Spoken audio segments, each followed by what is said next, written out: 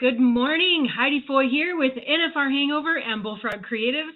Hey, we have got an awesome show, a great guest today. If you guys are tuning in on the Bullfrog Creatives Facebook page or the NFR Hangover page, you also have the option to watch on YouTube, which is the Bullfrog Creatives page. We want to give a shout out to Cinch Jeans and Shirts. They work real hard to make us look good, and we are very grateful for them. So without further ado, let's jump right into it.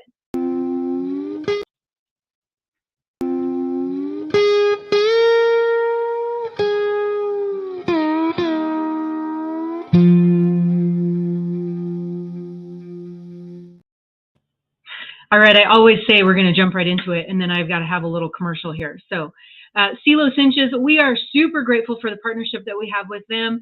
They make custom handmade mohair cinches and breast collars, as you see here. Give them a shout out if you're still looking for something for that horse person in your life for Christmas. We are grateful for them. Thank you so much. And let's get a couple of guests in here. Tony and Jim Boy. I'm going to talk to you guys for a little bit, but I want to get our guests in here because because I don't want him to watch us talk because he had to get up way earlier than we did. We got the same time.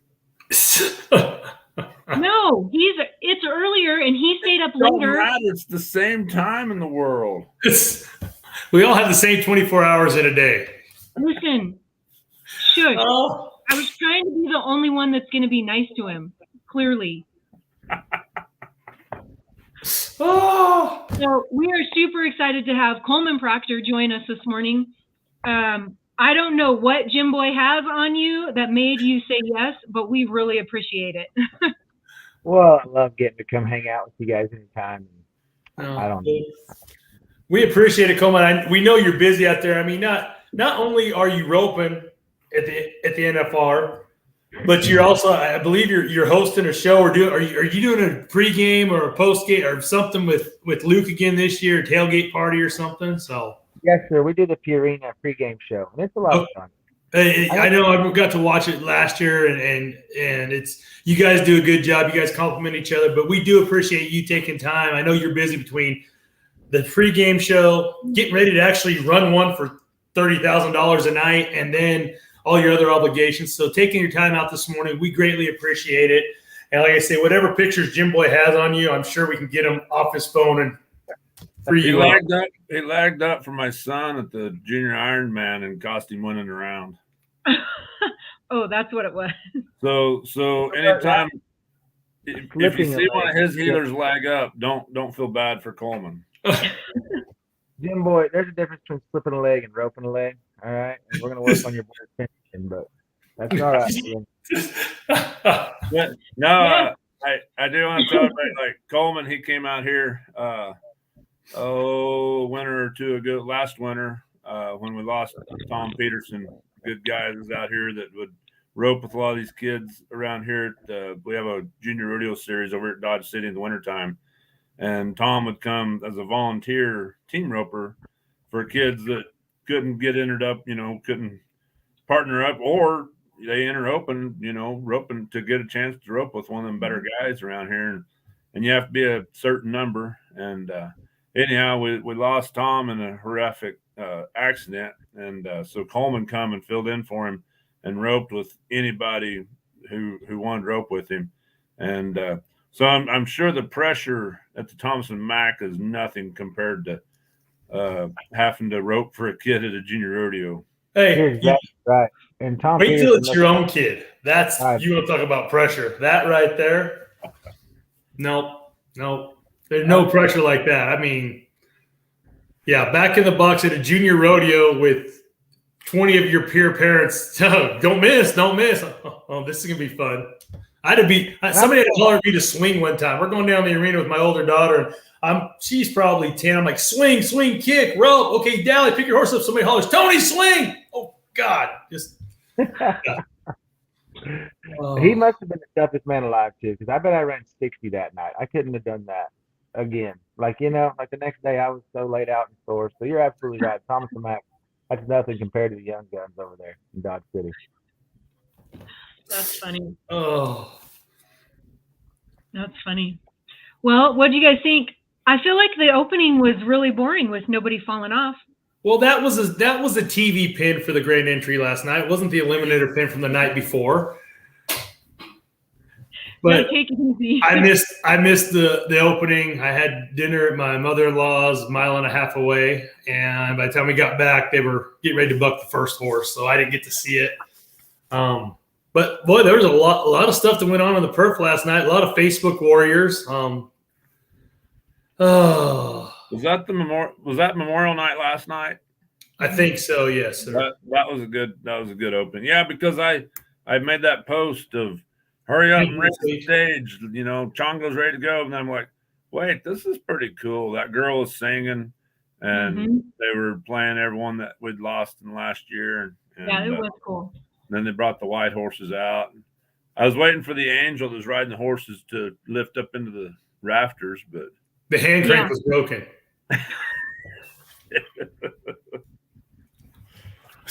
Oh, but hey, there was a lot. I mean, right from the get-go, first event out, you know, Cole Reiner wins the round, but the talk, Jess Pope places again, but the talk on Facebook and everywhere else, we all know where it's going, was Rocker Steiner. And, you know, I didn't even touch it on Facebook because there's a lot of emotion running through a person right there. I'm not in the arena. I'm not judging, but I did get a call from CJ Aragon today, and we talked about it. And what Rocker, you know, he let some emotion out, and he just had this look of, and he dropped the F-bomb, and what do you want from me? And a lot of people are getting on Rocker, and Rocker is eccentric. He's flamboyant. He's out there. That's a good word for it. But CJ made a good point. He refs basketball games, and he's refed 80-some basketball games this year, and he's given out, I can't remember how many technicals. And it's not a Rocker Steiner issue. It's a culture issue with kids that age. And I mean, but you can go back and look at the NFL. How many temper tantrums we've seen Tom Brady throw on the sideline, or Aaron Rodgers, or some of these superstars. So I'm not giving Rocker a pass for it, but at the same time, I'm not saying, boy, it's Rocker Steiner and he's, you know, it's all about him. It's a culture issue and we're seeing it because there's a couple guys in the bull riding and Kai Hamilton could be upset how they're scoring him, but he's not. And he's going back and it's a culture issue. It's an age issue. And Rocker is damn sure entertaining, but I think he let his emotions get the best of him last night, and it cost him $3,000 on the fine sheet. So, you know, I'm just that I didn't get his amount of good and be on that platform and that stage when I was his age. I do think that's a hard thing to balance. Yes. If they'd have had social media when I was about 18 and thought I was really good in my small circle, like that was one thing we were talking about last night in the contestants lounge, was just, yes, that's very inappropriate, and he's got to learn, he's got to grow. We love how flamboyant he is. He's great for rodeo in that aspect. I think he's a very cool kid. Obviously, I love his dad, looked up to him a lot, but there comes a point when, like, man, you're going to have to grow up, but he's also still a kid, you know, and I could imagine how hard that is.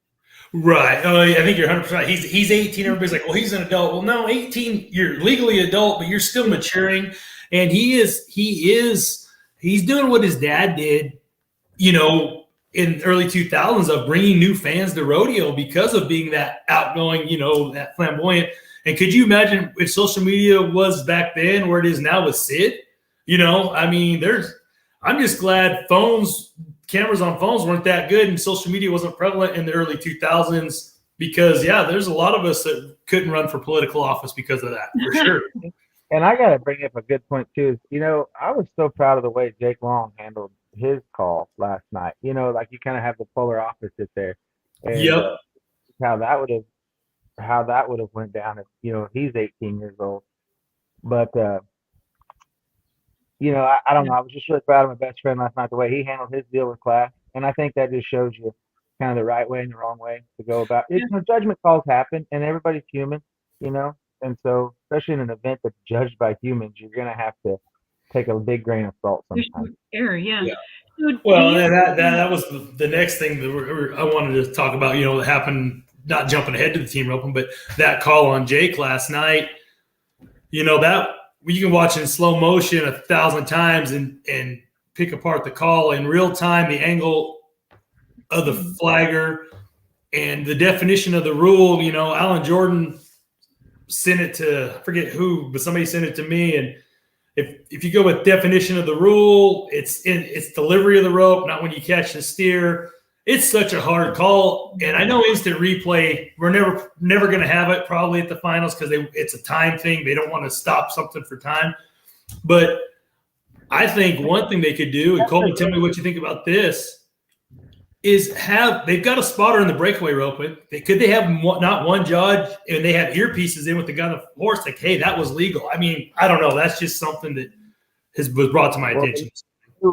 The new rule is that 3 judges have to confer and confirm the crossfire. So I don't know if that was just not in the rule book before the finals or for out here, but they sure enough have 2 judges also standing on the heel side to make sure the headers don't throw in the box. So there's plenty of room. And, you know, you hear that crap all the time about there's just not enough time. But when they replay it on the TV 3 times, and even Butch Knowles is like, oh, that looked pretty legal. Now, I'm not saying there can be somebody, just like the NFL. I mean, 2 minutes. When you're talking about $30,000, that's a huge amount of money for a rodeo cowboy compared to what we pay and make, right? So It's not like in the NFL when you get a bad call, like you're still getting your wages no matter what. I mean, you've heard that same thing forever, but come on, it's 2022. Surely we've got enough content to allow for more than one person to look at it, especially when the rule says 3 people have to get together and confirm it. Well, like one of the comments say right here, give them the time, say it's under review, you know, and then just get the time in the books and then go back and look at it. There's ways to do it to make it, like you say, where that 30,000 is not taken away just by a judgment call that quick. I have a question. You touched on something there. Someone asked me the other night, when can the head rope go on? When can the header throw? That you mentioned you have to be out of the box. Like the barrier has to be popped, or you have to be out of the box before you can deliver it, or your horse's chest go on until the neck rope's off. Your horse's chest has to break the plane because you legally can't throw your rope before the time has started.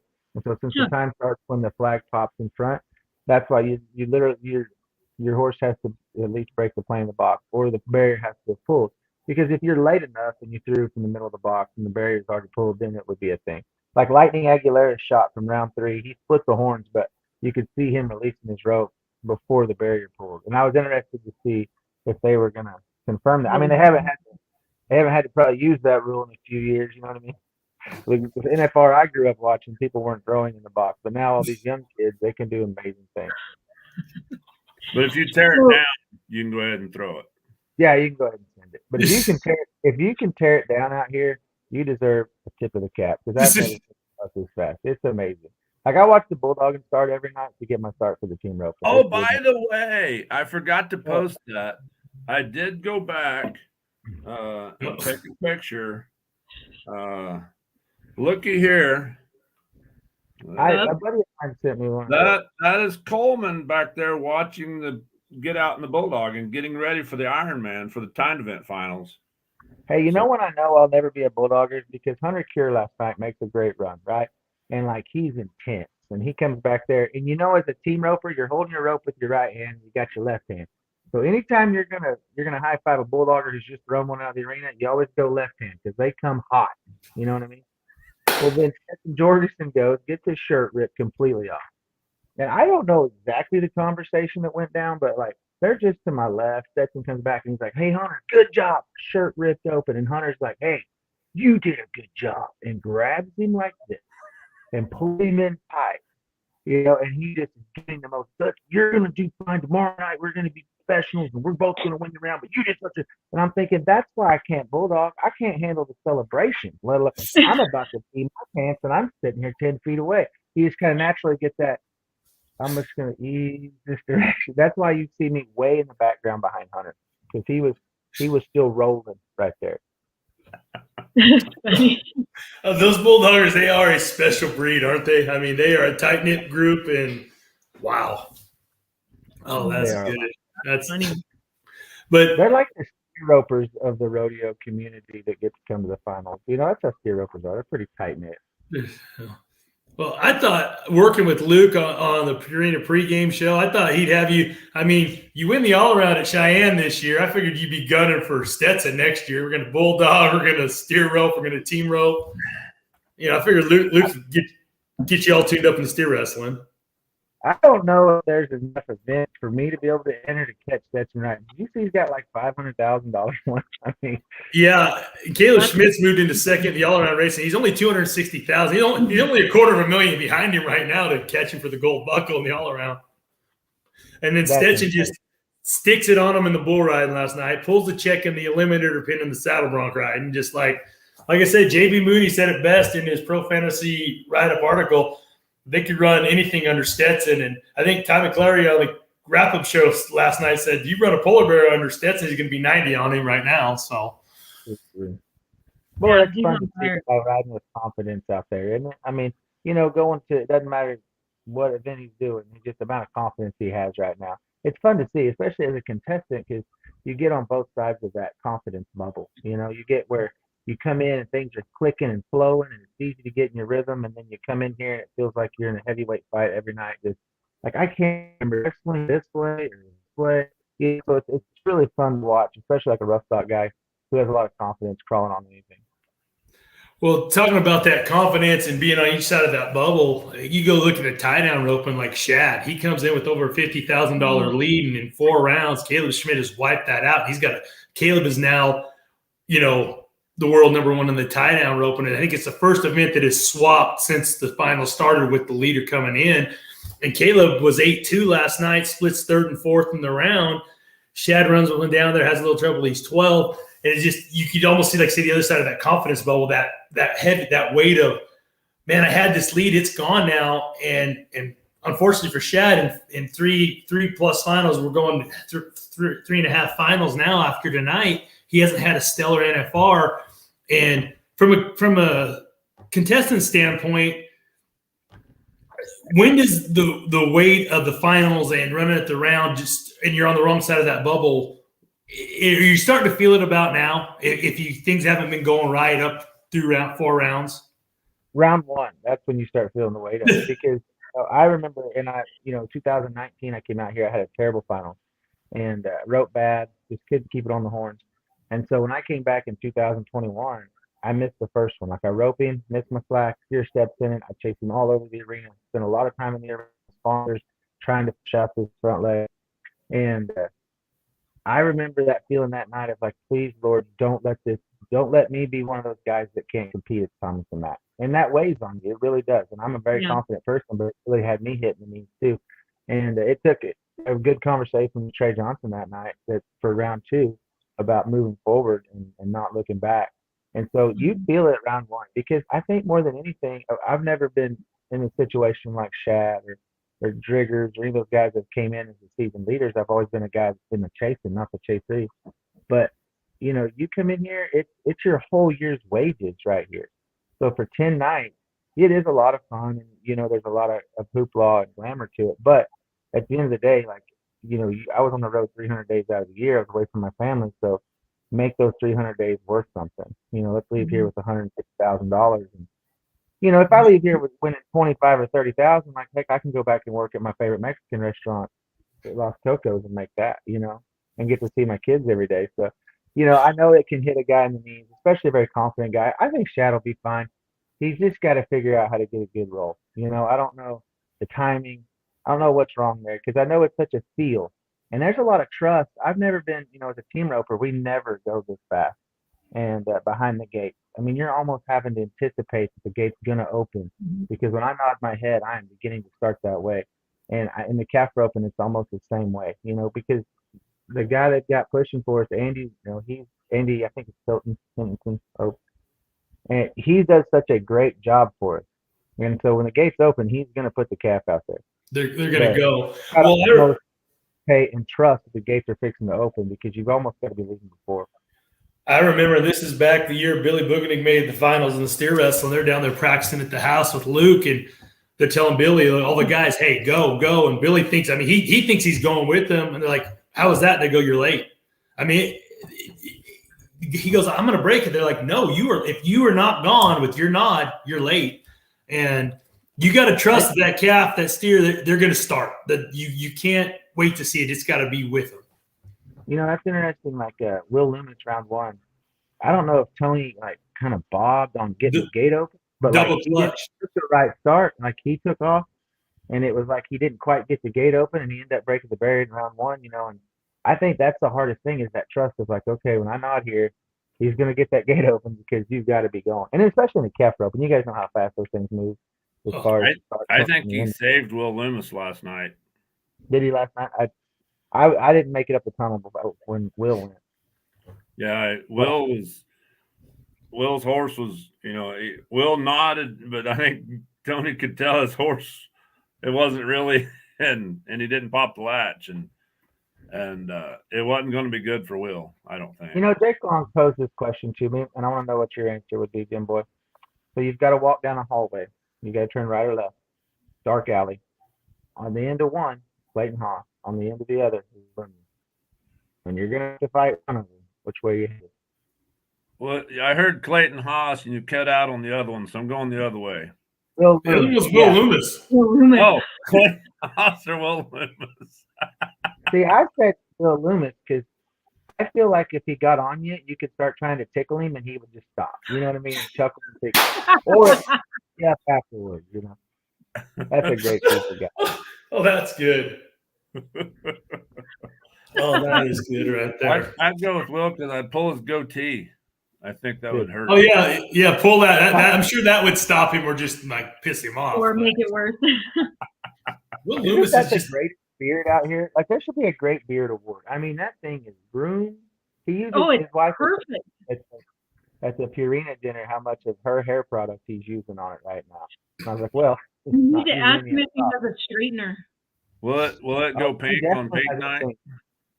That's a great question. I'll ask if he's coming pink with it tonight. Oh, like when Ryan Motes would do his goatee and have it pink? Yeah. But if Will did the whole beard, that would be interesting. On point. Is tonight pink night? Tonight is pink night, round 5. And so talking about, I know tonight's pink night, but I had a lot of people asking me last night if I knew what the yellow was. So what the yellow is, it was for the Golden Circle of Champions. And this is kind of a cool deal. And it's very, very near and dear to my heart because it started at the Santa Maria Rodeo, our hometown rodeo out there in California. And what it is, it was founded in 2016. And what they do is they would bring 25 kids that have pediatric cancer or some, life-threatening illness in, and they raised money and brought them to the rodeo, honored them that night. They had a dinner for them. They got to meet the rodeo cowboys, and it grew, and the PRCA came to the committee at Santa Maria and said, hey, we want to take this thing national. And so that's what the yellow scarves, the yellow hats were last night. It is a big deal out there at Santa Maria, and like I say, I'm very proud that my family got to be part and help out. And we didn't start it, but we were part of it out there, and it means a lot. And it's the just yellow hats are new this year. I really like that. That makes a really bold statement. It's kind of like the Make-A-Wish type deal for the rodeo world, the Golden Circle of Champions. So you can go on, check it out, Golden Circle of Champions. It's on the Santa Maria Elks rec page. It kind of explains it about it, but it's really cool because you get these kids that they may not have grown up in the rodeo lifestyle or Western lifestyle, but it's something that intrigues them, and to have them get to go out to Vegas and be part of it, it's really a cool honor. So, and to see the Cowboys get behind it, and the Cowgirls and the yellow hats and the scarves, they put the scarves out at Thomas and Mack. So it just too, because it's a whole day for him. Yesterday I had to go host for his show because he actually goes out there and announce, and they have their own rodeo set up. They all get paired up with a professional that's entered in the rodeo. Like my partner went yesterday at 11, and when I called him last night on my way to the pregame show, they were just getting done, wrapped up. They have a big dinner for him. So, I mean, it's really a whole day. It's not like the Cowboys just put on some gold scarves and represent it, which I think is great how the Cowboy culture gets behind any great cause like that. But it's awesome because those kids have a full day of it, and then they take their signs and they cheer for their champions that they were paired up that day. So it's just a lot of fun. It's a neat deal, and like you said, I was just proud that the PRCA took it a long way from Santa Maria. Yeah, it went from one local rodeo, and it's now ingrained in PRCA, and it's really cool. And like I say, the cool thing is in rodeo, cowboys and cowgirls and the Western lifestyle, they get behind causes like this, and our everyday lives, and you guys rodeoing. I mean, the big picture is at the time is the finals and a gold buckle, in our everyday lives, and there's kids and families out there going through a lot bigger things, and to give them a little bit of normalcy and let them feel what it's like, they are the true champions. And so as a fan of rodeo, of the Western lifestyle, to you guys, Coleman, to the contestants, everybody, thank you guys, because I mean, all those guys are busy. You guys are all busy out there with your obligation to your sponsors and what you've got going on, but to take time for those kids, that is something that is huge and special. And it's really cool to see. So thank you from a fan's perspective for that. So, you know what? And I'm glad that I don't know if they showed the tribute to the gentleman the other night that had 3 Purple Hearts. He's 92 years old. Yeah, And he had They got did. Purple Heart. So you talk right before the team roping, I'm over there just, you know what I mean? Like trying to get your eyes cleared back up. And as Driggers looked over at me and he said, "Man, we just thought what we did is hard." I thought, man, Yeah. we're so live in a country where people will fight for those kind of freedoms. It's amazing. Well, and the response from the crowd, I'll tell you, I just took a picture on my TV and posted it, and that's my highest performing post. There was more comments on that, and that, tear jerkers and people in the crowd were crying, like, man. And I don't know the announcers this year, but they told the story well. Really He told good. the They've done story a great well. job. Kudos to him. I mean, Benji made a comment. Benji Bennell made the comment about that too, and it was well said. And that's something Tony, you and I talked about this. That's something that you won't see in any other sport. Not like that. Not as well done as that. No, to take the time to honor that gentleman. I mean, you could tell how emotional he was to be 90. What was he? 95, 98 years old. Mean, imagine what that man has seen in his life, what he fought for, and that right there. I mean, that, like I say, my allergies were really high. My eyes were watering right there too, because that right there was what America's about, what the Western lifestyle embraces and embodies and supports. And we need more of that out there in mainstream, because that right there told the story. And I mean, we're getting to do what we love to do because of gentlemen like that. And that generation is becoming fewer and fewer. So we need to honor them while we still can. I told my wife, I said, does it kind of make you feel like we're going the wrong direction as a country when that gentleman 70 years ago received his last Purple Heart, and now when my wife buys Tide Pods, they have a kid safety valve on them so that you can't eat them. I'm like, that, does it make you kind of feel like maybe we're sliding the wrong way? We're evolving the wrong way. Yeah. Yeah. Where you have to go get somebody to unlock the razors at the store so you can buy some, because Yeah. So before we go any farther, we're right about the halfway mark. So we're going to take a little commercial break, and we will be right back. Oh, look, Jim, you're still there. Hold on. I got to push all the right buttons, and sometimes it's hard. All right. There we go. Sorry about that. Phew. You'd think I'd be getting better at this as the week goes on. All right, a shout out to one of our wonderful partners, Williams Studio, artists from Belgrade, Bozeman, Montana area, Con Williams and Sharon Williams. They are actually going to be set up in Vegas at Resorts World at the Makers Market. Everybody talks about Cowboy Christmas, but don't forget to swing over to the Makers Market. This is the inaugural year for this trade show. So head on over there, check some of his artwork out. This is a very small reflection of some of the work that he's done. If you guys have ever been to Calgary, then you might recognize the name. A lot of his pieces have been selected as the event awards. If you've won the any of the events at Calgary, then you maybe have one of his bronzes. So head on over there. He's got some bigger pieces. He's got some smaller pieces, but all of them, I guarantee, the most authentic Western artists that you will find. And I might be biased because he is my uncle, but I don't care. That's what you get.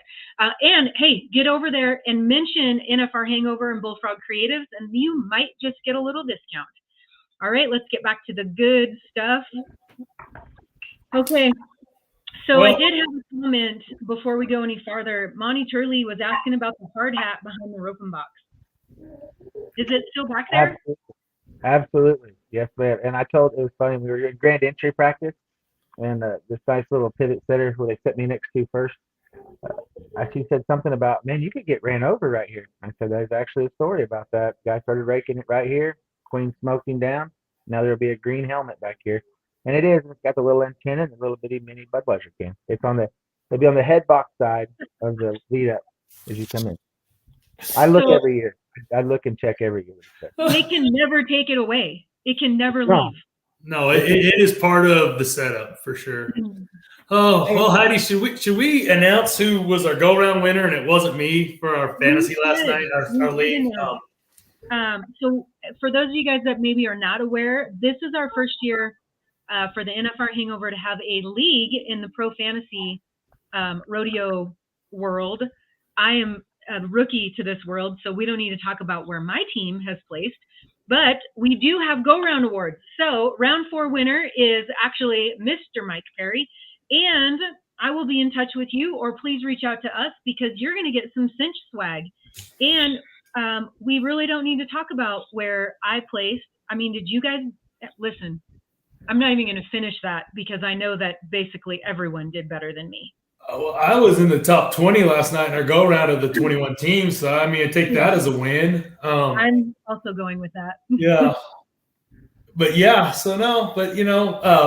Mike Perry's actually winning the average right now in our league, followed by Guy Smith and CJ Aragon. And then Sean Wilkinson's got 2 teams in the top 5. So you might want to follow your brother's lead in picking teams. So listen, we have like 4 of the same people. I don't know where I went wrong. Oh, I do know. I went with my fave, Emily, and he went with Haley. I got you. I've pretty much just got a battle with my older daughter right now between her and I because we're 7th and 8th, and it's just bragging rights for family now. But yeah, I did pick the Minor Brothers in the team roping, and I feel like this is the. I did too. Oh, you did too. Okay, I don't feel bad then. I thought I was going to get it for not picking you, but. That's a great value right there. Well, honestly, I could pick myself because if you could buy Sister and Haley cheaper than you could buy me, and then if you buy me, you got to buy Logan, so that's like doubling it up.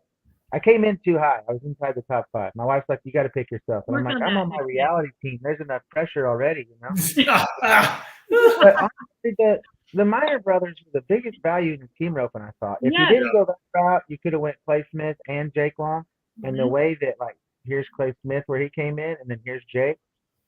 See what happened there? You know what I mean? Yeah. It kind of made him a medium value pick. But mean I'm in the tattoo league, and I right now John Harrison's getting to pick my tattoo.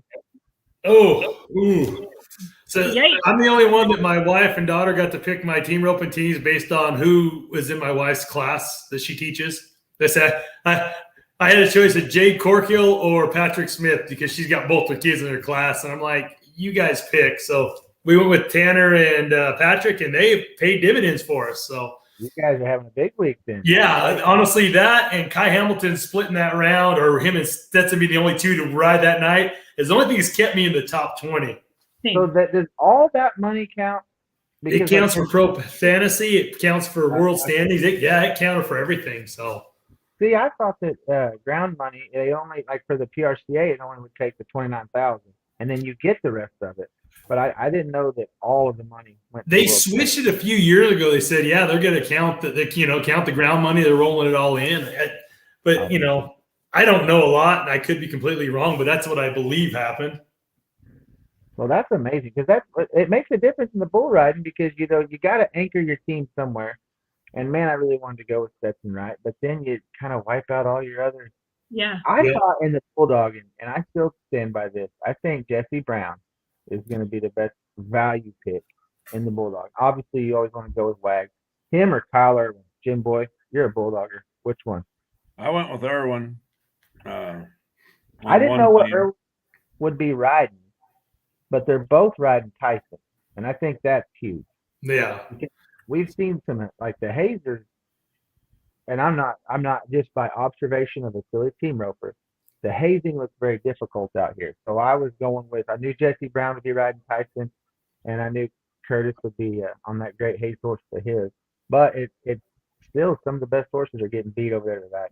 Oh man, those steers are beating them out of the gate for sure. See, my steer wrestling team, we went with Tristan Martin, and that was my wife and daughter's pick again. With Tristan was a great pick, but it's Kylie is roping with Tristan's aunt Lydia Townsend out here in Stephenville, and it's amazing how my wife and daughter said we're picking because of this. I'm like, whatever. I always pick. We don't do good, and I rope with his aunt, and I've got his kid in class, and I'm like, okay, and it's working out. The only thing that my daughters, they let me pick the saddle bronc rider. I picked Wyatt Casper. They haven't scored him. I mean, he's covered everything. Like I said, I built my team for the back half, for the average. But my daughter's like, look, we're not placing saddle bronc. And I said, Kylie, you picked our barrel racer, and she hasn't got $1 yet. My saddle bronc rider's won us $3,000, so I'm in the lead. So I just went with a home state favorite in the saddle bronc and went with Brody Crest. So, which he's not won a lot of money, but so consistent. I think it'll pay off in the end. Well, I almost killed Brody Crest. Oh, you almost killed him this week? I was injured him. Like, let's say injured him. So when I run my third steer, we ride out the arena, and there's usually a gate that they trap the steer behind, and they didn't have it. So the steer bounces off that gate and he comes by me. Well, as a roper, this rope's catching. We need to baby this baby. You know what I mean? And so he's headed for the out gate, and I just get me a wrap. And when I look back, I'm standing the steer up, and poor Brody is like crawling on the fence to like fix whatever he's got to fix on his horse. Just I got my steer right on top of him, and I'm like, I'm sorry. But I didn't know if I let go, if it gets worse, if I pull, if it gets worse. I saw him last night in a grand entry, and I'm like, please tell me that didn't hurt you. And he's like, no, that wasn't near as bad as the horse hitting me afterwards. And I'm like, you guys are just tough. That's a different breed.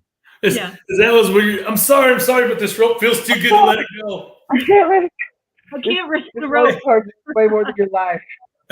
Before we go to round 4, let's talk about round 3 in the team roping. I mean, it was knives out, blazing. You guys were 4-3 and split last hole in that round. And round is how I like to look at it there, Mr. Branquinho. I like to look at where it started splitting, not where it ended splitting. Oh, I'm sorry. Yeah, it was a great round of team roping. The headers finally started getting good go. And what's great is when you see those guys getting rhythm, you're going to have a fast rodeo the rest of the week.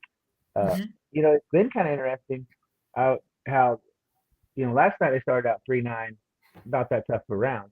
That round started out first team catches, then all of a sudden it just opens the floodgates. But I think there's such a little wolf pack there. When I go back to get on my horse, when I go to get on, Dustin Egaskis will be like the next person up. Ren Richard's in the box, and there's Dustin, Tanner, me, and then you've got Clay Smith, 2 behind me, and then Lightning Aguilera.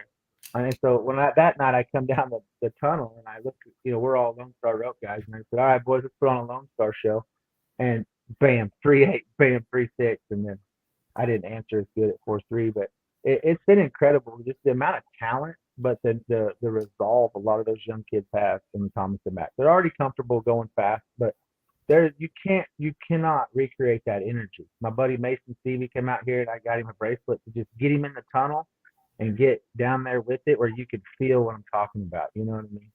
It's just pure electric. You've handled it.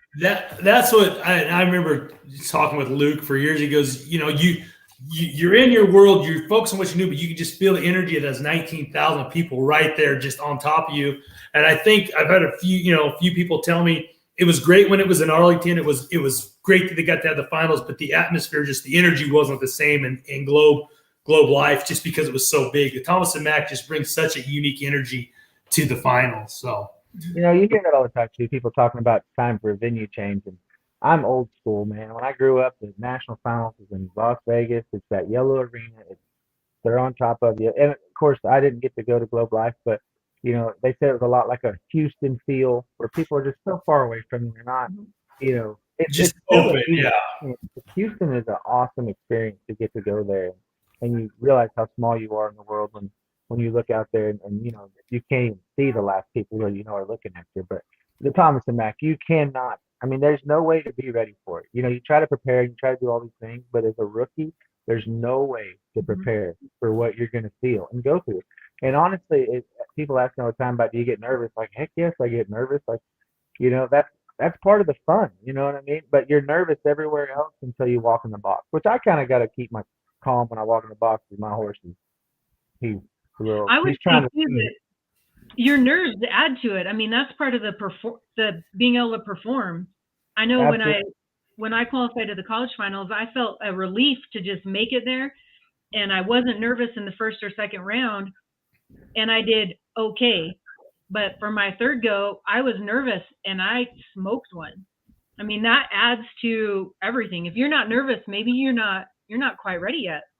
That's what I had a young girl yesterday was asking me about, like, dealing with her nerves, and I said, man, don't ever try to block them and harness, and because you hear about great things happening when people are scared to death, and there's a way to harness all that energy and be able to take your performance to the next level. And I mean, that's part of the fun. If the Thomas and Mack doesn't get you excited, like, then why would you give your whole year for it, And that's what's been a lot of fun. But back to the roping side of things, man, it's been incredible the way those guys have been able to just bounce right in there and they're starting to get the start figured out. The heelers are doing a great job. These steers they're not as big as we've roped in the past, but they are, everybody, I mean, has said about how strong they are on the end of it. We roped them in a jackpot the other day, and the way they would hit and just scat up the rope. And then when you came out here, it's made it where when they push on the end of it, they are going somewhere, and those headers have to really open them up. The healing's been very difficult, and there's been a lot of guys that's really taking it to them.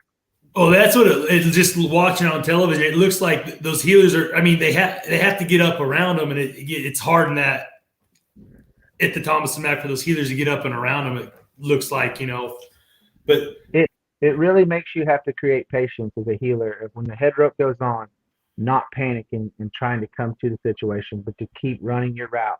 Because with these steers as big and strong as they are, if a healer keeps moving forward, then they'll always almost feed back to them if they get down the arena. I mean, for textbook healing in Thomas and Mack, you watch Jade Corkle. Even last year behind Clay Smith, I mean, the head rope would be going on, and him and Clay are in the same spot, but he never deviates from his route. He continues running it. And that's who you see are having success. So the healers that are staying disciplined, running all the way and getting to the end of it, where when they open up, I mean, because you've only got a short amount of time there until you're fixing to get into some variables. And those are the healers that are showing out. So, like you say, it's the ones that aren't anticipating it, but just, like you say, running their route, staying in their lane, and letting everything happen in front of them. Absolutely. And I'm not trying to bring in a Joe Beaver element here, but because I promise you, if I was healing out here, there's a pretty good chance I'd be in front of the head horse. You know what I mean? Like, bring him on back. But that's just from breaking it down and studying it for so many years. That's what you see is the healers that maintain their discipline, continue running their route, meet the steer at the end of the switch, which will allow the headers to open them up and pull in. Because especially in this arena, my focus as a header is when it goes on their horns, I'm trying to just stand him up and square him off as soon as I can. In other words, I'm not wanting his hips to swing down the arena so far. There's so much timing to it here that it's different from anywhere else we go. When you look at a calf roper, the way they talk about turning his head to the inside and not letting it hit the horn too early, to jerk him down, and that way it just nicely, softly sets him on the end of it. Or a bulldogger, not going to the nose too early and folding him up. Same principle for a header. There's just so much timing there where you can square it off sooner and allow your partner to get there and not have quite the route to run to get around. Right. Well, back to round 4. I mean, the team roping and the conditions aren't ideal for team ropers, and we're going into round 5. There's 3 teams that got 4 down: Tanner and Patrick, Junior and Caleb, and you guys. So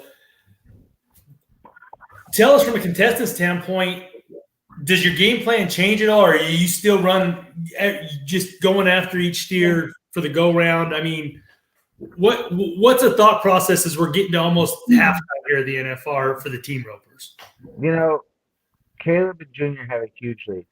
But if I were to win 5 go rounds in a row with the money that I've already won now and a break check in the average, that would at least give me a shot for the top gun. And that would be winning somewhere in the 230 to 240 range. And that would still allow Jiggers to win about 100 to 110, and I could still catch him for a gold buckle. So, no, my plan hasn't changed at all. And like your brother told me on the first day on stage, like there's no average here until around 9 or 10. And at first I thought that's crazy talk, but at the end of the day, I think a great point is it's so much easier to catch them at the front side of the arena. I was talking to my Uncle Galen Robinson last night. I said, it's easier up there than it is down here. But he said, you must have moved up in the average tonight. And I said, I don't know. I haven't really looked at it yet. Because the easiest place for me to catch is when the barrier pops off his chest. Like the steer's right there. Just go ahead and right. get it over with. Yeah. Let Logan go ahead and do what he does. Well, so I hope that aggressive. Even if round 10 we just have to catch, I still plan on trying to smack the barrier out and have it on him fast enough. And I remember it maybe 10 years or longer ago, and I cannot remember the team, but they were fixing to break Jake and Clay's record, and the header, saw another step and run down there and whipped it off. I mean, I can't remember, and it was. But so you saw that I just got to catch. Well, there's not a whole lot of room to just go down and catch there, Thomas and Mac. So, because the hardest place in that arena is actually down, like right in front of the buck and chute on the where will be heading side, and it's kind of like the Bermuda Triangle. Like everything just naturally gravitates that way the further you run down the arena, and that's what you see Clay Trine and Jay Corkle those years they won all those world titles. They would just have to catch the last one, and Clay would do the smart businessman thing. And he would run him down there, but you end up in that spot every time. And it's just like at the John Justin Arena in Fort Worth. Like that's just a terrible place to be. So let's just try to avoid that. As a header out here, never back off the start. And if you do take an extra swing, at least if you've nailed the barrier, it makes it simpler. Right. Yeah. Cool. That's some good behind the scenes right there. Team roping coming right at you, wasn't it? I mean, I was. Hey, but I'm a team roper, so I love that Jim Boy kind of dazed off over there at Bulldogger land. And he's like, you're talking all this stuff about that healing route, but you couldn't get 2 feet from my boy over there. Let's stop barrel racing. Let's jump in, Jim Boy. You called it yesterday. You said they worked the pin. It was Chongo's night, and did he deliver? Emily and Chongo win the round. Listen, Tony, how I know it's going to be a good night? How's that, Heidi? We get this picture. When we get this picture and they're doing, I still can't say it, Tuaca bombs. Yeah. Then it's going to be a good night. So for those of you guys that have not, the first year we did this, we were super lucky to get Tom. That's Tom Miller. That's Emily Beisel's dad. We were super lucky to get both of them on as guests. And I don't know if it's good or bad that we haven't been able to get them back, but whatever. So we heard all about the Tuaca bombs. So Jim Boy, for those that didn't see that, there's no excuse for not seeing it, by the way, but tell us about the Tuaca bombs. Well, the tradition goes back a long time from when the Little Britches finals were actually in Pueblo or maybe even Colorado Springs. And I think they used to use Jaeger or something. I don't know. They couldn't find Jaeger bombs. So they come up with Tuaca. So it's in them little plastic party cups. You put the Tuaca in the middle and then cold Red Bull on the outside, mixes together when you shoot it down. It's always just been a little pre-rodeo ritual for Tom and Emily and anybody, it's associated with them around at that time. And they've been doing them every night. Tom sent me pictures from every night, but I guess he finally got the mix right. Or actually, it was the Elvis impersonator that works the ground. I think he actually he got the hand crank winch fixed on the stage, so he was able to spend more time working the ground and got it ripped back up a little bit.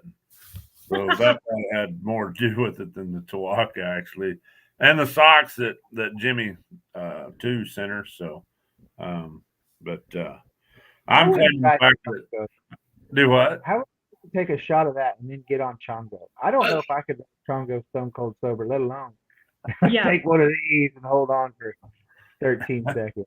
Oof.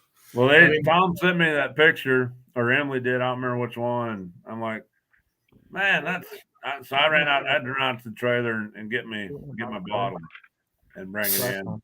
Oh, well, Emily, like say, she's 1360, wins a round. Lisa placed last night.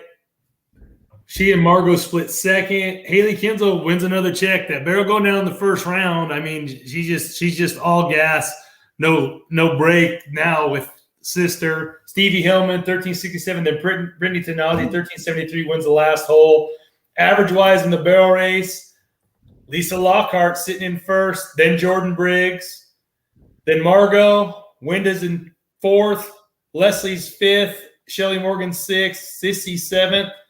Bailey is, hey, that's my pro fantasy. I told you, my pro fantasy barrel racer is coming in for average money. She's sitting eighth, and then Haley is about 3 seconds from getting an average check with the down barrel right now. So, have you noticed? Did anybody see Stevie Hillman last night at the third barrel? I don't know if they showed it on TV. It's good. Like second barrel, horse sets, boy, she stayed in the front and really got around it. And the third barrel, this horse made such a move, and it put her on the dashboard, and she must be the most athletic person in the world. It would have threw me to the back of the head box. I mean, go back, slow motion and watch it. I mean, it was the most incredible thing. I jumped up, was like, oh, she's still on. Good job, girl. That was impressive. The one that's jumping out to us is Donna Kay on that first barrel. And they said did she have a hip surgery done or something? I think they said. That's what they announced, and I was like, oh, snap. Let me ask my barrel insider. Did Donna Kay have a hip surgery done? Hip replaced. Oh, not surgery, a full replacement. Hey, I can see why. Man, just this year, Heidi. But last night Jessica said something about it the night before, and then last night when I seen Valor make that turn at the first, I'm like, I think a lot of people would wind up in the camera pit or the announcer stand. Yeah, he kind of like jumped out and came back in. I don't know. It looked weird, but she stayed in there. Hey, I have trouble riding the horse in front of Walmart if they put 2 quarters in and he goes faster. So those barrel racers have all the respect in the world for me. I mean, it's Justin Briggs, Jordan's husband. He's actually going to play golf with me tomorrow. He's my partner. We're going to take it to Jake Long, a buddy of mine, Chris Landa. We were talking about barrel racing, because we're both team ropers, and then our wives would kind of ask us, our opinion. He said, I was driving out here. He said, and this car swerved into my lane, and I had to swerve to adjust and not hit him. He said, that's what barrel racing is like if you're going fast enough all the time. It's avoiding a life-threatening crash all the time. And it's a great point and a huge amount of respect, like you said, to each and every one of them, which brings me to Wenda Johnson. Did you guys know she will run bareback at barrel races in Jackpot? No. That's a thing. She's done it. Reno, she said she ran a half a second off. She won't just come out and tell you. You got to work it out of her. But on a standard pattern, half a second off, riding bareback. That blows my mind. No, thank you. I wouldn't want to ride my daughter's lead line pony when she's in junior rodeo around barrels bareback, much less. Speaking of riding bareback, when I was coaching at Cal Poly, I had a bull rider mouthing off to the barrel racers. I can ride your horse. Gets on. This is 3 days before we leave for a college rodeo and pulls his groin and has to draw out because the barrel horse smoked him. I'm like, hey, good job, team captain. Thank you. Didn't need that for points, but yeah. Listen, I think that every man at one point thinks that they can ride a barrel horse until they try and can't. Like my dad was a steer wrestler, and I remember in high school I just got this new barrel horse, and he's coaching me and telling me the what for, and he was like, let me on. Okay, get on. And he did, and he never did again. I rode my wife one time and she videoed it, and I mean, let's be honest, like I laid a run down, first barrel great, second barrel amazing, third barrel got me a little Emily Bison leg lift, you know what I'm saying, coming out. Oh, sorry, I got blocked there. And come out the back, and she's like, got the video. She's been videoing her phone. I'm like, don't show that to anybody, but give it to me. And so I had to go to do a Purina obligation. I see Brittany Posey Tenazi, and I'm like, check this out. Show it to her. She's like, wow, that's great. Did you think you were going fast? I mean, it's so, like, not a dig. She just, did you feel like you were going like really fast? And I'm like, I mean, that's 1D time. You know what I mean? But no, I'm with you. I don't want to ride Chongo. You may have to give me one of those bombs to get on him, but let's see, Jim Boy, what about you riding some barrel or pole horse with Dale Cape back in the day? Oh, my gosh. Dude, I was pretty good at one time, but my last competitive run really in a junior rodeo at Pampa, Texas one night. It had rain, or no, they watered the arena all day, and then we get there, and then it come in and poured, and so it's pretty slick, pretty wet, and I come in there on her little white horse. It was pretty handy, and we ran the first barrel, and his butt end slides out from under him. But when he gathers up to go to the second, I didn't have a hold of the saddle horn. I flipped out of the saddle backwards and landed on top of the barrel, and that was it. And you just stay standing though? Huh? Was the barrel still up? Yeah. I just landed right on top of it. And my uncle was telling everybody I crushed it like a pop can. But, Super Kicker was my horse's name, her horse's name, and he went ahead and rounded the second and headed the third before he realized nobody was on him. And yeah, that's my last competitive barrel racing run. Oh, that would be awesome. Speaking of cowboys that could probably ride a barrel horse because he is riding anything they run underneath him. We talked about it a little earlier. Stetson Wright last night, 92 points on belly dump, Salt River Rodeo, and the bull riding. Trevor Kastner, 89 points. You win in the round till the last guy out. You're 89 points. I'm probably thinking, okay, Stetson's been riding good, but I'm gonna get to the South Point. I'm gonna get on that stage, and then Stetson just chili walks one for 92 points. Trey Kimsey, 87.5 for third. Kai Hamilton, Josh Frost both get another bull road, 86.5, split fourth and fifth. And then Cole Fisher, 85.5 on Hellboy. Like I say, Stetson, they just, hey, let's run a polar bear in. He's going to ride him for 90. I mean, the only thing he might not ride for 90 is probably maybe one of the barrel horses, but I wouldn't put it past him laying down a 12-second run in the barrel race and they run it underneath him. He is on such a level, and his confidence is. That ride last night bucks most bull riders off. Oh yeah, he was going to be on the end of his arm and out the back door. I don't know how he got back to his rope. It's just because he's a machine, and I mean he's winning the average right now on 3 out of 4 head. Josh Frost is behind him by 2.5 points. Trevor Kastner is behind them by about 6 points. Kai Hamilton, they've all got 3 down, and then Trey Kimsey's sitting 5th in the average. I know we got a lot of rodeo left, 6 rounds. We're going to hit halftime after tonight. But I tell you what, Stetson, I mean, he's got $500,000 won in the all-around standings, not counting what the money he won in the Extreme Bulls. I think it was 40 or 50 or I don't know how much, it doesn't count towards the all-around. He's close to over $600,000 for the year in PRCA earnings. So having a pretty good year for sure. Just a good thing I'm thinking about that steer roping finals next year. I was gonna say, you get the steer rope and you get you in the steer wrestling, tie down mutton busting, whatever you guys could win money at, trying to throw Stetson in the all around. I mean, geez, he just in watching his interview, like I said, the coolest interview for me with him so far has been the night he and Kai were the only 2 to win. And Janie's like, so what do you think? You win all this money. He goes, I just cannot wait to go celebrate with my best friend, Kai Hamilton. That's just that camaraderie. And Jim Boy, I think they heard about what you said about having the Wright brothers mic'd up, because Stetson, they must have told him, hey, get a little more vocal. But it's never on their own rides. It's when their brother's riding or Kai's riding. And this kind of circles back around to, Rocker dropping the F-bomb. You didn't hear it, but then Stetson's mic'd up and he telling Ryder, show him why you're the effing champ. But he was just pumping his brother up, and just to see that camaraderie is amazing. And to watch him ride, watch all those rides come across him is awesome. But what Stetson's doing out there at the finals this year is just on another level, and it's been great to watch. Tony, you mentioned that interview. I mean, I think Stetson was more excited for Kai to win the round and split the round with him than he was for the win.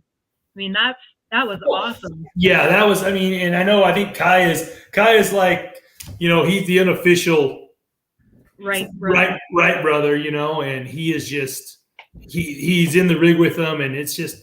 But rodeo in general, and Coleman, better than all of us, is that camaraderie amongst the cowboys, not just in your own event, but in the sport of rodeo. Because as big as we think the Western world and rodeo world is, it's so small in comparison to everything else. So we've got to have each other's backs and be there for each other for sure. It's great you say that, because the team ropers not always that way, but you'd love to see the camaraderie of the Bulldoggers, and of course all the rides. It's amazing to see. And I mean, it just makes you proud to be a Cowboy. It makes you proud to be a part of something like this.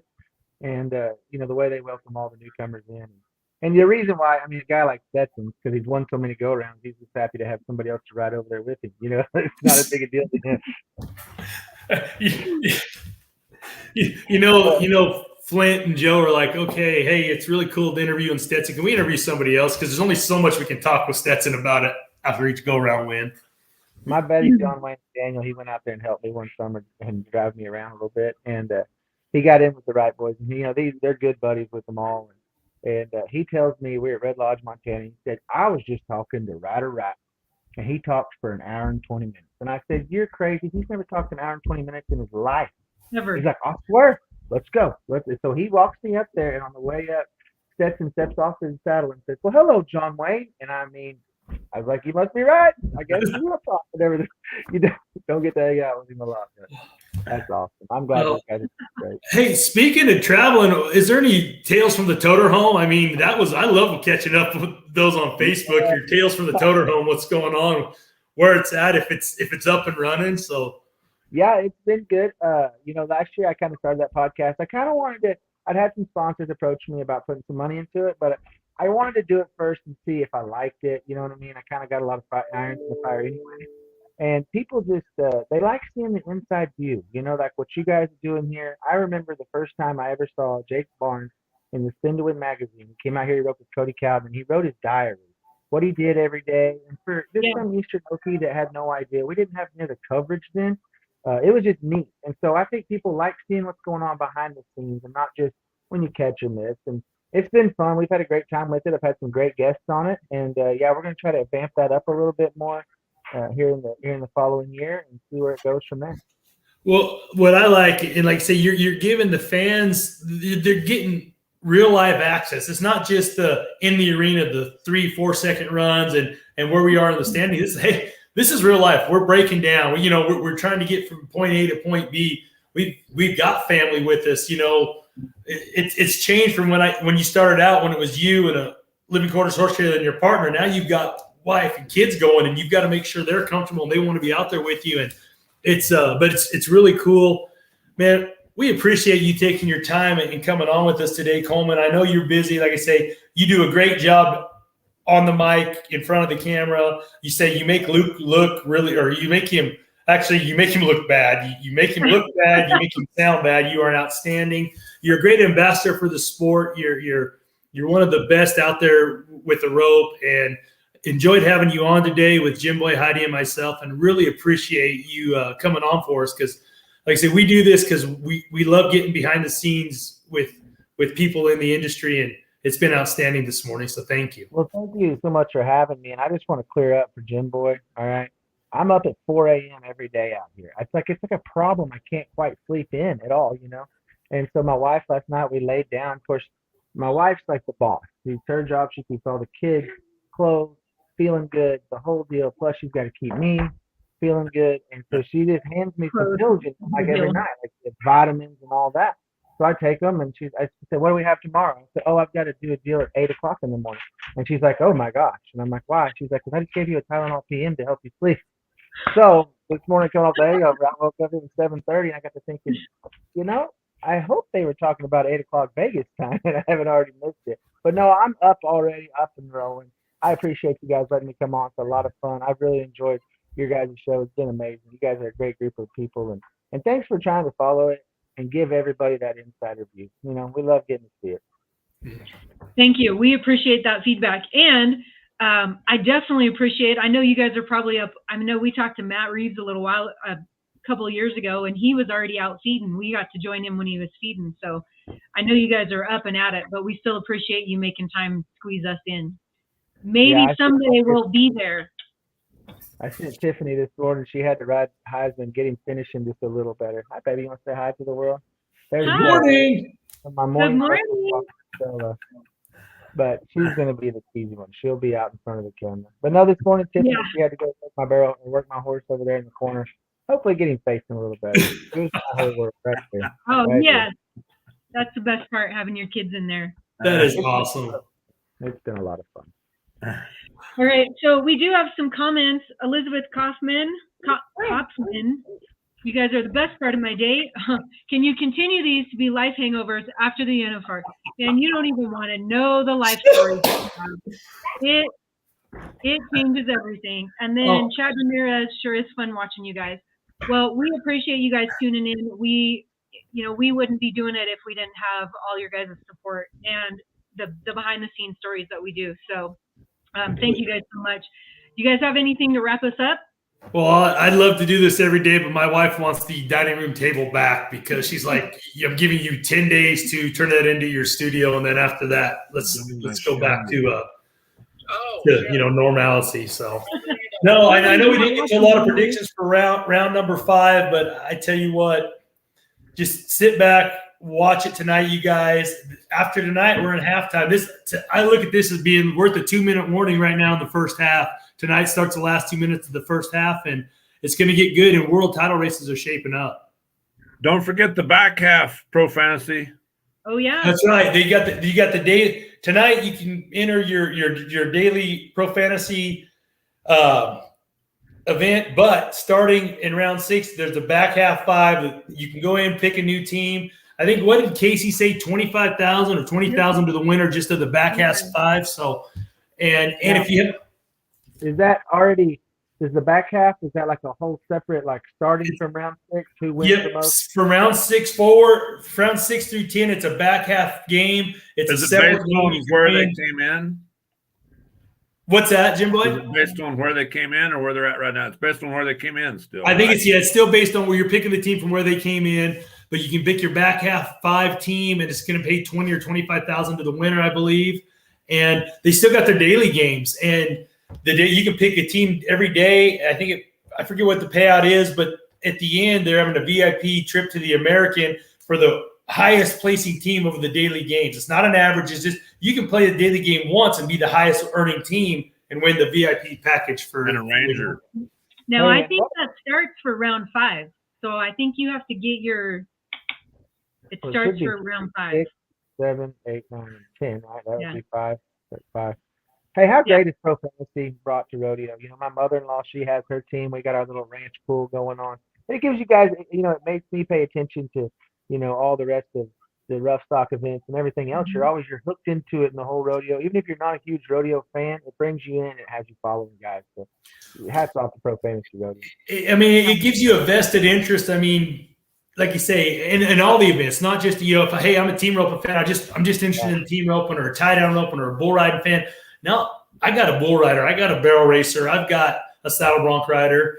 I mean, I picked the girl that's up by the time event in on the right-hand side in the grand entry on my Pro Fantasy team to stay on through the whole rodeo. So I'm getting points that way. So, well, you might see me down there helping Wyatt Casper behind that bronc chute tonight. Hey, do that for us. Just pulling his rope. You know what I mean? That's when that's why I always wondered Shane Hanchy. He plays a lot of fantasy rodeo because he's pulling a lot of bull rope. He's down there. He got vested interest. Do you have it first half to do the back half or no? Nope. You can have a back half team. Like I say, they've really taken it to the next level this year.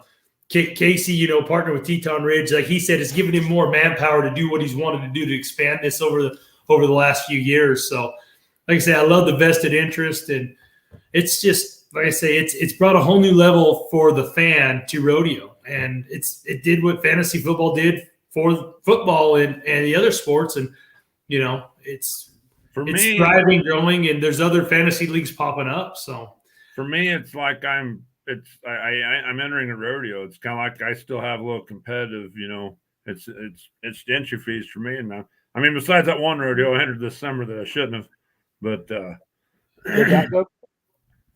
Do what? Did that go good? You saw the video. The video went viral. I have no idea what you're talking about. What are you talking about? You bulldogged this year. See, I'm going to start bulldog. Everybody always asks me that, Jim Boy. I'm glad you brought that point up because I helped at the time event. I wrote both in. And everybody's like, when are you going to enter? And I'm like, 41. When I turn 41, because I'll probably retire rodeo when I'm 40, then I'll start bulldogging at 41. Because it makes zero sense for a team roper to bulldog. You know what I mean? Like, they always try to kill off one or two. I asked Shad Mayfield on the show the other day, I said, what were you thinking? Like, what were you? Like, I don't bulldog, and I knew that you weren't doing it right, and you were going to hurt yourself. And I know you make way more money than I do. Right? You know, and to win the timed event, you have to work so hard, and it's such an illustrious event. If you win first, you walk out with about $80,000 after you pay all your help. And they have a rope in the next weekend called the BFI, and it pays $80,000. So the team roper. Yeah. And we've seen at the time events how many poor team ropers have blown a knee out. But I mean, the bulldogging takes out, like you say, the team ropers. It's like some of the other team ropers. Hey, get them in the timed events. They're having too good a year. We can see if we can cripple them up a little bit. I mean, and I've said this forever, and it probably has no bearing on any situation in life. But here's what I make my decision off of. And I'm sorry, I know we're probably running the show over, but when you bring me on, it's going to go off the rails. Chad Masters was the headingest person in the world. He was always number one in the world every year. He had some great horses. Blows his knee out at the NFR, misses the finals that year, and then he has not been the same Chad since. Now, it may have zero to do with it, but there's my sample size and there's my example. So hey, it's like for a living, steer roping is as extreme as I'm going to take it. Hey, it's like the Madden cover curse. You know, you put on the Madden cover, you just kind of, you know, your career kind of spirals. So, oh well, Heidi, we've exceeded our hour time limit again, and I love it. But I'm not cutting off good conversations. No, not at all. No, as long as Coleman's talking, I'm all for it. Well, I could educate you. Just say, give me another fresh pot of coffee. We can make this thing go for about 2 hours. It's been known to happen, Coleman. We have done that before. All right. Well, unfortunately, we have another round of doctor's appointments to get to here in Denver, so we have to go. You guys want to keep going? You can. No, my wife's texting me. I'm supposed to take her and my daughter to lunch at school today. So since I didn't get up and make them, I went for my run this morning. So I'm in trouble.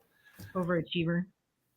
No, I didn't like being 400 pounds. Now that I'm 200 pounds, I want to keep it there. So if 5 miles a day is what I have to do, then I'm doing it. So there's that. Yes, there is that. Oh. All right, you guys. Thank you so much, Coleman. Again, thank you so much. We appreciate you coming on here. All right. So if you want to get your daily teams in, get those in. Check out the standings for our league and all the other leagues that you guys are in, and we will. We'll see you guys tomorrow. Now, I said this once. I'm hesitate to say it again. Anything else to add? Tonight's the TV round. Okay. Oh, there we go. I just want to know, Jim Boy, when are you going to go back and walk Chongo down the alley? I just want to see that. They asked me if I was going to be there this year because Jana won't be there. Jana Turner's the girl that helps her, and she wasn't going to be there all week. And they asked me if I wanted to come before they offered it to anybody else. And I was like, I went out there the other day and it's been enough. So barely made it. You went out there, barely made the first show because you were up till the show started. By the way, Heidi, how's that coming? How's what coming? Getting Chancey Williams on. I'm still working on it. Now that we've given him a shout out, I feel like he's been called out. So yes. I will tag him and we'll see what I can make more happen. Cowboys. What's that? I said the world does need more Cowboys. Amen. It does. All right, you guys, I'm pulling the plug. So we will catch you guys tomorrow. Coleman, have fun. Good luck. Thank you. We will catch you guys in the morning. Again, thank you guys so much for tuning in. One more shout out to our partners, CeeLo Cinches, Cinch Jeans, and Williams Studio. We're so grateful for all the partnerships that we have. And we will see you tomorrow.